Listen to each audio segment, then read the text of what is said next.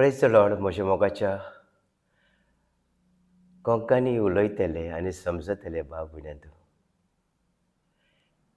देवान म्हाका प्रोफेसी दिल्या आनी ही प्रोफेसी हांव तुमकां दिता. प्रोफेसी म्हळ्यार भविश्यवाणी. आनी ही भविश्यवाणी जावन आसा 2 कोरिंथीन्स 5:17 म्हणटा, आनी कोणूय तर क्रिस्तान भितर आसा ती नवी रोसना. फाटलें सगळें गेलें, पळय नवें येयलां. फाटलें गेलें पोरणे हाचो अर्थ वर्ड ग्रीकान बरयल्लो आसा आनी तेजे ग्रीकान अशें आसा आकारोस. आनी आकारोस म्हणल्यार एक तुज्या जिवितांत इश्यू आसलेलो हो प्रॉब्लेम आसलेलो जायतो तेंपाचो. तो प्रॉब्लेम नव्या वर्सांत आसचो ना. और कितेंच तुजें वायट तुज्या जिवितांत चलत येतालें वर्साचे वर्सां. 1 वर्स जालें, 2 वर्सां जालीं, और सुबेज जाली. हें देव भविश्यवाणी दिता. जे कोणें स्वत मानता ताका नव्या वर्सांत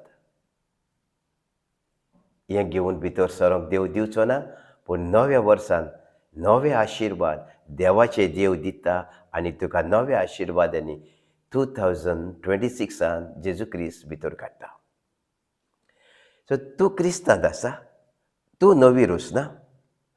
फाटलें सगळें गेलें. फाटले जिवितांतले तुजें भायर सोदता आनी नवें जिवीत तुजें नव्या वर्सांत भितर सोदता.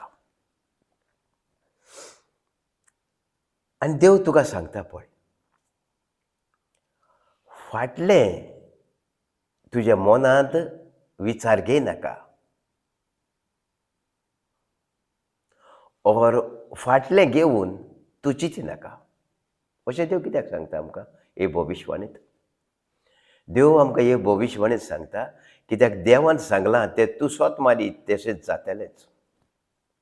जो कोण म्हजें उतर आयकता, ही भविश्यवाणी जो स्वत मानता ताका तुजे सगळे फाटले प्रॉब्लेम काबार जाताले. नव्या वर्सांत जेजू भितर सरोंक दिवचो ना. देवा कारगां, देवा वाकाणी आनी दिनवास. आनी देव दुसरी भविश्यवाणी दिता. आनी दुसरी भविश्यवाणी तुमकां म्हळ्यार जायत्या लोकांक दुमाडो आसतालो, वायट उतरां उलयतालीं. ते आनीक तुमकां आसचें ना नव्या वर्सांत. आतां दुमाड्याक हे बरयलें आहा रोमन्स 8:1. तेच पासत तुका आतां दुमाडो ना जी क्रिस्तांत आसात ताका. आनी दुमाडो म्हळ्यार जो ग्रीकान बरयलो आहा तें उतर काताक रेमा. आनी काताक रेमा म्हळ्यार तुजेर आड जुईज फॉर्मोन मातचें ना. तुजेर फोटें फॉर्मोन येवचें ना. हे उतरा प्रमाणे तुज्या जिवितांत जातलें. तुजो दुमाडो बंद, फोटी फॉर्मोनां बंद. जेजू क्रिस्ताक वाकाणी आनी दिनवास हे दोनूय भविश्यवाणी घेवन नव्या वर्सांत भितर सरात. हांव तुमकां आशिर्वाद दिता. तुमी हुशाल आसतलीं. तुमकां देवाची काकलूट, दया, मोहिमा, आशिर्वाद सदांच तुज्या जिवितांत येतले. देवाचो फावोर तुजेर वाडटलो. देवाची कृपा सुबेज आनी सुबेज जायत वयतली. देवाच्या हाजीरपणांत तुमी सदांच आसतलीं. तूं जेजू क्रिस्ताच्या भितर आनी जेजू क्रिस्त तुजे थंय सदांच आसतलो. सदांच देव तुज्या संगाताक आनी तूं देवाच्या संगाताक आसतली. आनी देवाच्या उतरान म्हणलां, जेजू क्रिस्त म्हज्या सांगाताक संवसार सोंपो पर्यंत आसतलो.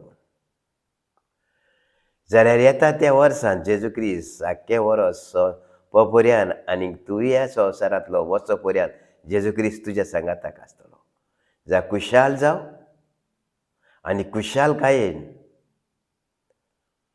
ह्या दोनूय वर्सां प्रमाणे 2 कोरिंथीन 5:17 आनी रोमकार 8:1 हे दोनूय वर्स मॅडिटेट करून नव्या वर्सान भितर सर